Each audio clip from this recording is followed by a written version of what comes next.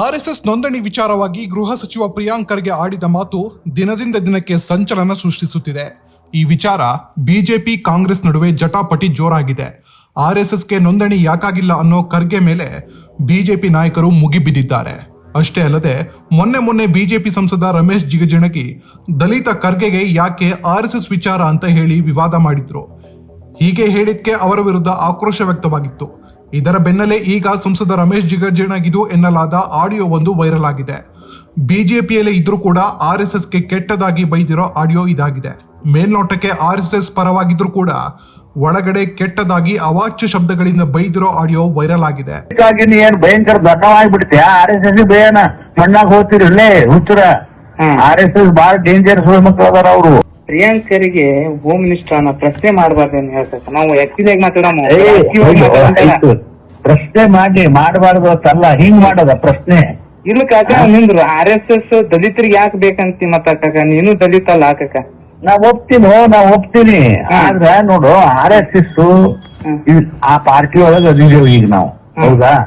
ಮತ್ ಈಗ ಎಲ್ಲರೂ ನಮ್ಮವ್ರು ಬೇಯದ ನೋಡ್ಕೋತ್ ಕುಂದ್ರುದ ನಾವು. ನೀನೇ ಹೇಳ್ಬಿಡು.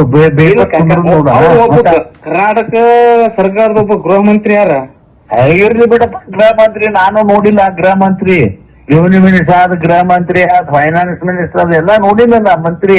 ನಾ ಯಾಕಂದ್ರ ರಾಜಕೀಯವಾಗಿ ಮಾತಾಡೋದ್ ಬೇಡ. ನಾವೊಂದು ನಿಮ್ ಮನಿ ಒಬ್ಬ ಸದಸ್ಯ, ನಮ್ಮ ಮನಿ ಸದಸ್ಯ ನೀ ತಿಳ್ಕೊಂಡ್ ನಾವ್ ಮಾತಾಡಮು. ಈಗ ಅವ್ರ ಖರ್ಗೆ ಸಾಹೇಬರು ಮಾತಾಡ್ಯಾರ RSS ಬಗ್ಗೆ. ಮತ್ತೆ ನೋಂದಣಿ ಆಗಿಲ್ಲ, ನೋಂದಣಿ ಮಾಡ್ರಿ, ರಿಜಿಸ್ಟ್ರೇಷನ್ ಮಾಡ್ರಿ. ಮತ್ತೆ ಎಲ್ಲರೂ ಕೇಳೋರು ಒಂದ್ ನಿಮಿಷ ನಾ ಕೇಳ್ತೀನಿ. ಇದು ಹೋಮ್ ಮಿನಿಸ್ಟರ್ ಕೆಲಸ. ಅವ್ರ ಯಾರು, ಏನ್ ಸಂಬಂಧ ಇದು RSS ಕೇಳೋದು? ಅಲ್ವಾ? ನೋಡು, ಅದಕ್ ಹಾದಿ ಬ್ಯಾರೆ ಇರ್ತಾವ. ಅವ್ರಿಗೆ ಫೋನ್ ಮಾಡಿ ಏನ್ರಿ ಹಿಂಗಂತ ಕೇಳ್ಬೇಕು. ನೀವು ಪಬ್ಲಿಕ್ ಆಗಿ ಏನ್ ಭಯಂಕರ ದೊಡ್ಡವಾಗಿಬಿಡ್ತೀಯ. RSS ಬೇಯನ ಮಣ್ಣಾಗ ಹೋಗ್ತಿರಲ್ಲೇ ಹುಚ್ಚರ. RSS ಬಹಳ ಡೇಂಜರ್ಸ್ ಮಕ್ಕಳು ಅದಾರ ಅವರು. ನಾವೆಲ್ಲ ನೋಡಿದೆವು. ಇದು ಅರ್ಥ ಮಾಡ್ಕೋಬೇಕಿಲ್ಲ ಖರ್ಗೆ ಅವರು. ಅಲ್ಲೋ ನೀವೆಲ್ಲ ನೋಡ್ಪ, ಇದಕ್ಕೆಲ್ಲ ಬಹಳ ಪ್ರಚೋದನೆ ಮಾಡಬಾರ್ದಲ್ಲಿ. ಅವನಿಗೆ ತೊಂದರೆ ಆಗ್ತದ, ನಿಮಗ್ ಗೊತ್ತಿಲ್ಲ. ಅವನಿಗೆ ತೊಂದರೆ ಆಗ್ತದ ಹುಚ್ಚ. ನಾ ಸ್ವತಃ ಹೇಳಿನಿ ಅವನಿಗೆ ಫೋನ್ ಭೇಟಿಯಾಗಿ, ಎಲ್ಲೋ ಒಂದ್ ಕಡೆ ಭೇಟಿಯಾಗಿ ಸುಮ್ಮನೆ ಅದಕ್ಕೆ ಹೋಗೋದು ಬೇಗಲ್ಲ ಹಾಕೋಬೇಡ, ಅದು ಬಹಳ ಡೇಂಜರ್, ಅದು ಸಂಘ ಪರಿವಾರ ಅಂತ ಹೇಳಿ ನಾನೇ ಸಮಾಧಾನ ಹೇಳಿನಿ.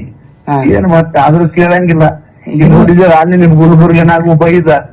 ಈಗ ಆ ಪಕ್ಷದಾಗಿದ್ದು RSS ನಾಗಿದ್ದು ಮಾಡ್ತಿದ್ರು ಅಂದ್ರೆ ಮಾಡ್ಲಿ. ಮತ್ತೆ ಅವ್ರ ಕಾಂಗ್ರೆಸ್ನಾಗ ಹೋಮ್ ಮಿನಿಸ್ಟರ್ ತನ್ನ ಕೆಲಸ ಮಾಡ್ಕೊಂಡಿರ್ಬೇಕಪ್ಪ. ಇವ ಯಾರು ಕೇಳವ ಹೇಳಿ ನೋಡುನು. ಅವ್ರಿಗೆ ಯಾರು ಕೇಳಕ್ ಧೈರ್ಯ ಇಲ್ಲ. ಇವ್ ನಮ್ಮ ಧೈರ್ಯ ಅದಕ್ಕೆಲ್ಲ ಎಲ್ಲಾ ಸುಳಿ ಮಕ್ಕಳಿಗೆ ಇಂಥವಕ್ ಮುಂದ್ ಮಾಡಿ ಸಹಾಯ ಹೊಡಿತಾರೋ ನೀನ. ಅದಕ್ಕೆಲ್ಲ ಎಲ್ಲಾ ಸುಳಿ ಮಕ್ಕಳಿಗೆ ಇಂಥವಕ್ ಮುಂದ್ ಮಾಡಿ ಸಹಾಯ ಹೊಡಿತಾರೋ ನೀನ. ಹಿಂದೆ ಇವ್ ದೊಡ್ಡ ಖರ್ಗೆ ಸಾಹೇಬರು ಸಾಕಷ್ಟು ಪ್ರಯತ್ನ ಮಾಡಿದ್ರು RSS ಸಲುವಾಗಿ. ಏನ್ ಆಯ್ತಾ? ಸುಮ್ಮನೆ ಇವ್ ಯಾಕೆ ಮೈ ಮೇಲೆ ಹಾಕೋಬೇಕು ಹೇಳಿ ನೋಡೋಣ. ಬಳ್ಳಾಗ ಇದು ಕಟ್ಕೊಂಡಾಗ ದೊಡ್ಡ ಕೊಡ್ಡ ಚಂದ ನೋಡು. ಹೋಮ್ ಮಿನಿಸ್ಟರ್ ಅದಾನ, ಹೆಸರು ತಗೋಬೇಕಪ್ಪ. ಈಗ ನೋಡು, ಬೇರೆ ಲಿಂಗಾಯತರು, ಬೇರೆ ಜಾತಿಯವರು ಇವ್ನಿಗೆ ಚಲೋ ಆತಾರ ಹಿಂಗ ಅಂದ್ರ ನೀನೇ ಹೇಳ್ಬಿಡು ನೋಡೋಣ. ಬರಬರಿ ಆದ್ರೂ ಇವ್ರು ಆಯ್ತವ ಈಗ ಬಿಡು. ಈಗ ಇಲ್ಲಿಗೆ ಬಿಟ್ಬಿಡನು, ಮತ್ತೆ ಹೇಳಿ ಆದ್ರೆ ಚರ್ಚೆ ಮಾಡೋಣ. ಮತ್ತೆ ಫೋನ್ ಮಾಡ್ಸಿ ಅವಾಗ. ಅದು ಈಗ ಯಾರು ನನ್ಗೆ ತೋರಿಸ್ತೀವಿ ನೋಡಿ. ರಮೇಶ್ ಸಾಹೇಬ್ರು ಹಿರಿಯರಿದ್ದಾರೆ. ಅವರು ನಮ್ಮ ತಂದೆ ಅವ್ರ ಜೊತೆ ಒಡನಾಟ ಇಟ್ಟವರು. ಅವ್ರು ಯಾಕೆ ಹಿಂಗ್ ಮಾತನಾಡಿದಾರೆ ನನ್ಗೆ ಗೊತ್ತಿಲ್ಲ. ಅದು ಅಥೆಂಟಿಕ್ ಆಗಿ ಮಾತನಾಡಿದಾರ ಇಲ್ಲ ಅದನ್ನು ಗೊತ್ತಿಲ್ಲ. ಬಟ್ ಮೇಲ್ನೋಟಕ್ಕೆ ಅವ್ರ ಧ್ವನಿ ಅಂದಂಗೆ ಕಾಣಿಸುತ್ತೆ. ಆದ್ರೆ ಅಲ್ಲಿ ಹೇಳಿರೋದ್ ನೋಡಿದ್ರೆ RSS ಇಂದ ನಾವೆಲ್ಲರೂ ಹೆದರ್ಕೋಬೇಕು, ಅವ್ರು ಯಾವುದೇ ಹಂತಕ್ಕೆ ಹೋಗ್ತಾರ ಅಂತ ಕೂಡ ಅದ್ರಲ್ಲಿ ಹೇಳಿದ್ದಾರೆ. ಬಹಳ ಸ್ಪಷ್ಟವಾಗಿ ಒಂದ್ಸರಿ ಅಲ್ಲ, 2 ಸರಿ ಏನ್ ಹೇಳ್ತಾರೆ ಅಂದ್ರೆ, ಅವ್ ಮಣ್ಣಾಗ್ತಾನೆ, ಸಾಯಿ ಹೊಡಿತಾರೆ. ಆಮೇಲೆ ನೀವು ಹೇಳ್ದಂಗೆ ಅವಾಚಕ ಶಬ್ದದಲ್ಲಿ RSS ಅವರಿಗೆ ಬೈದಿದೆ. ಸೊ ಇದ್ರ ಸ್ಪಷ್ಟೀಕರಣ ನನಗಲ್ಲ, ಬಿಜೆಪಿ ನಾಯಕರು ಕೊಡ್ಬೇಕಲ್ಲ. ಈಗ ಕಾನೂನಾತ್ಮಕವಾಗಿ ಪ್ರಶ್ನೆ ಕೇಳಿದ್ಕೆ ಸಂವಿಧಾನದ ಪರವಾಗಿ ನಾವು ನಿಂತ್ಕೊಂಡಿದ್ಕೆ ಬಿಜೆಪಿ ಸಂಸದರಿರ್ಬೋದು, ಶಾಸಕರಿರ್ಬೋದು, ಅಥವಾ RSS ಬೆಂಬಲಿಗರಿರ್ಬೋದು, ಅವರು ಈ ರೀತಿಯಾಗಿ ಥ್ರೆಟನ್ ಮಾಡ್ತಾರೆ ಅಂದ್ರೆ ಯಾವ ಮಟ್ಟಕ್ಕೆ ಈ ಸಂಸ್ಥೆ ನಮ್ಮ ಸಮಾಜದಲ್ಲಿ ಬೇರ್ ಬಿಟ್ಟಿವೆ ತಾವೇ ತಿಳ್ಕೊಬೇಕು.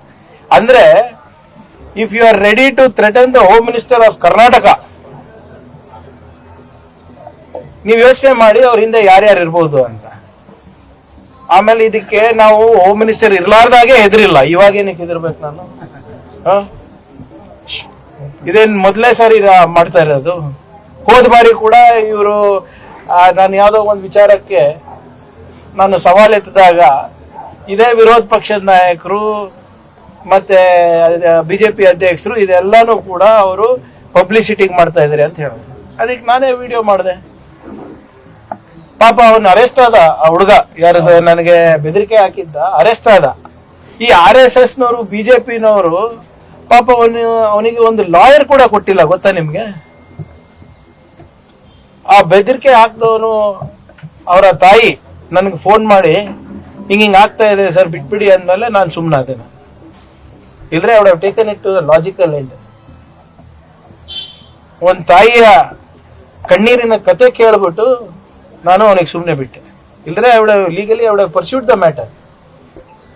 ಆದ್ರೆ ಯಾರು ಇವತ್ತು ಬಿಜೆಪಿ ಪರವಾಗಿ ನಿಲ್ತಾ ಇದಾರೆ, RSS ಪರವಾಗಿ ನಿಲ್ತಾ ಇದಾರೆ, ಅವ್ರು ಯಾವಾಗ ಜೈಲಿಗೆ ಹೋಗ್ತಾರೆ ಇವರು ಕೈ ಬಿಡ್ತಾ ಇದಾರೆ. ಒಂದು ಲಾಯರ್ ಕೂಡ ಕೊಟ್ಟಿಲ್ಲ, ಅಥವಾ ಹೋಗಿ ನೀನ್ ಹೆಂಗಿದ್ಯಪ್ಪ ಯಾಕೆ ಹಿಂಗ್ ಮಾಡಿದ್ಯಾ ಅಂತಾನು ಕೇಳಿಲ್ಲ ಯಾರು. ಇದೇನು ಹೊಸದಲ್ಲ ನನಗಿರ್ಬೋದು, ಖರ್ಗೆ ಸಾಹೇಬ್ರಿಗಿರ್ಬೋದು ಬರ್ತಾನೆ ಇದೆ ಅಲ್ಲ. ನಾವು ಯಾವ್ದಕ್ಕೆ ಇದಕ್ಕೆ ಯಾರು ಅಂಜೋರಲ್ಲ. ನಾವು ಯಾರು ಹೇಳಿದ್ದು ಲಾಸ್ಟ್ ಅಂತ? ನಾನು ಮೊನ್ನೆಯಿಂದಾನು ನಿನ್ನೆನೂ ನಮ್ಮ ಮಾಧ್ಯಮ ಸ್ನೇಹಿತರಿದೆ ಕೇಳಿದೆ. ಒಟ್ಟಿ 1 ವಾರ ಆಗಿದೆ ಸರ್. 100 ವರ್ಷದ ಇತಿಹಾಸದ ದೇಶಭಕ್ತರಿದ್ದಾರೆ ಇವರೆಲ್ಲರೂ. ಎಲ್ಲೋ ಇಟ್ಟಿರ್ತಾರೆ, ನಾಗ್ಪುರ್ನಲ್ಲೇ ಇಟ್ಟಿರ್ತಾರೋ, ಕೇಶವ್ ಕೃಪಾನಲ್ಲಿ ಇಟ್ಟಿರ್ತಾರೋ, ಯಾವ್ದೋ ಸರ್ಸಂಚಾಲಕ್ ಮನೆಯಲ್ಲಿ ಇಟ್ಟಿರ್ತಾರೋ.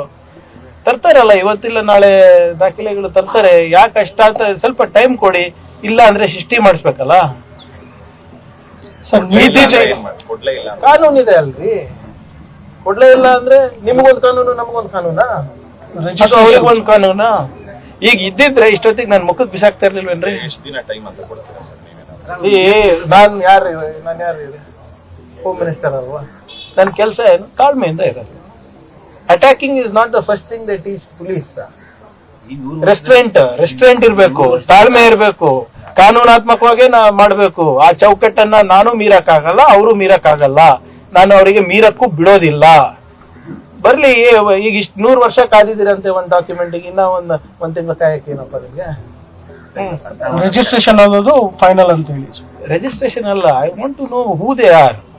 ಈಗ ಮೊನ್ನೆ ನೀವೇ ಕೇಳಿದ್ರಿ ನನಗೆ, ಪ್ರಿಯಾಂಕರ್ಗೆ RSS ಬಗ್ಗೆ ಯಾಕೆ ಕೇಳ್ತಾ ಇದ್ದಾನೆ, ಸುಮ್ನಿರೋದ್ ಬಿಟ್ಟು ಗೃಹ ಸಚಿವರು ಕೆಲಸ ಮಾಡಬಾರ್ದು ಅವರು ಅಂತ.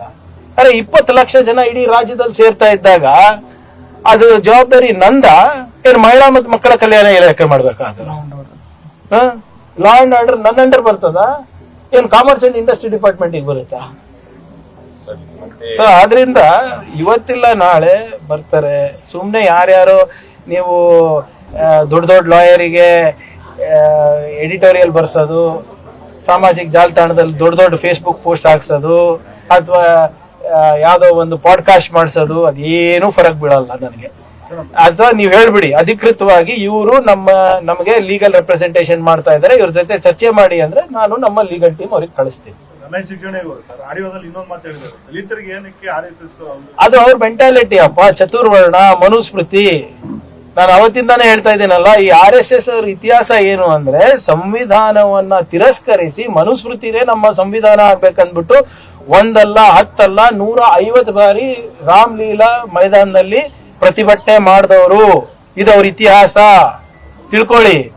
ಕಾನ್ಸ್ಟಿಟ್ಯೂಂಟ್ ಅಸೆಂಬ್ಲಿ ಡಿಬೇಟ್ಸ್ ಸಂವಿಧಾನದ ಅನುಷ್ಠಾನದ ಬಗ್ಗೆ ಮಾಡ್ತಿರ್ಬೇಕಾದಾಗ ರಿಷಿ ಅಂಬೇಡ್ಕರ್, ಮಹರ್ಷಿ ನೆಹರು ಅವರು ಸೇರಿ ನಮ್ಮ ವೇದಗಳನ್ನ ಮುಗಿಸ್ತಾ ಇದ್ದಾರೆ, ಮನುಸ್ಮೃತಿ ಮುಗಿಸ್ತಾ ಇದ್ದಾರೆ, ಇದೇನೋ ಒಂದು ಸಂವಿಧಾನವನ್ನ ತರ್ತಾ ಇದ್ದಾರೆ, ಇದನ್ನ ನಾವು ತಿರಸ್ಕಾರ ಮಾಡ್ತೀವಿ ಅಂತ ಹೇಳಿದ್ದು ಅವರ ಇತಿಹಾಸ. ಅದಕ್ಕೆ ಅವ್ರಿಗೆ ಸಂವಿಧಾನದಲ್ಲಿ ನಂಬಿಕೆ ಇಲ್ಲ, ಚತುರ್ವರ್ಣದಲ್ಲಿ ನಂಬಿಕೆ ಇದೆ, ಮನುಸ್ಮೃತಿನಲ್ಲಿ ನಂಬಿಕೆ ಇದೆ. ಯಾರು ಅವ್ರಿಗೆ ಪ್ರಶ್ನೆ ಮಾಡಬಾರ್ದು. ಬಿಜೆಪಿನಲ್ಲಿ ದಲಿತರು ಆಳ್ ಮಕ್ಕಳಾಗಿ ಸಾಕ್ತಾ ಇದ್ದಾರೆ, ನಿಮ್ಗೆ ಗೊತ್ತಿದೆ ಅಲ್ವಾ? ವಿರೋಧ ಪಕ್ಷದ ಮೇಲ್ಮನೆ ನಾಯಕರು ಏನ್ ಮಾಡಿದ್ರು ಪಾಪ ಆ ಸ್ಥಾನಮಾನ ಪಡಿಲಿಕ್ಕೆ? ನೆನ್ಪಿದ್ಯಾ? ಬುಟ್ಟಿನಲ್ಲಿ ಏನಿತ್ತು ಹೇಳಿ? RSS ಚಡ್ಡಿಗಳಿತ್ತು, ನೆನ್ಪಿದ್ಯಾ? ಸರ್ಕಾರಕ್ಕೆ ಮಾಡಿದ್ದಾರೆ. ಸಬ್ಸರ್ವಿಯಂಟ್ ನೇಚರ್ ಇದೆ ಅಲ್ಲಿ. ನಾವು ಸಂವಿಧಾನದಲ್ಲಿ ನಂಬಿಕೆ ಇಟ್ಟವರು, ಡಾಕ್ಟರ್ ಬಾಬಾ ಸಾಹೇಬ್ ಅಂಬೇಡ್ಕರ್ ಅವರ ಹೋರಾಟದಲ್ಲಿ ನಂಬಿಕೆ ಇಟ್ಟವರು. ಕ್ವೈಟ್ ನ್ಯಾಚುರಲಿ ಯಾವ ದಲಿತರಿಗೆ ಯಾಕೆ ಬೇಕು RSS ಅಂದ್ರೆ ನಮ್ಗೆ ಬೇಕಾಗಿಲ್ಲ. ಅದು home minister I am asking questions, ಕೊಡಿ. ನನಗೇನು RSS ಅವಶ್ಯಕತೆ ಇಲ್ಲ. ನನ್ನ ಪ್ರಕಾರ ಈ ದೇಶಕ್ಕೂ ಇಲ್ಲ, ಸಮಾಜಕ್ಕೂ ಇಲ್ಲ.